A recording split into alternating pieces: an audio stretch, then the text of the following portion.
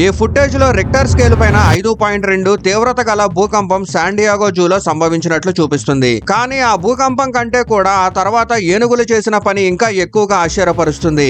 ఏనుగులు అత్యంత తెలివైన జంతువులు. వీటికి కుటుంబ బంధాలు చాలా బలంగా ఉంటాయి. ఎంత పెద్ద ప్రమాదం ఎదురైనా సరే తమ గుంపులోని ఏ సభ్యుడిని ఇవి ఎప్పటికీ వదిలిపెట్టవు. భూమిపైన ఉన్న అతిపెద్ద భూప్రాణులుగా పెద్ద ఏనుగుల్ని బెదిరించే ప్రమాదాలు చాలా తక్కువ. కానీ పిల్ల ఏనుగులు మాత్రం వేరు. అవి చిన్నవి, నెమ్మదిగా కదిలేవి, కొంచెం అజాగ్రత్తగా ఉండేవి, అనుభవం కూడా తక్కువ.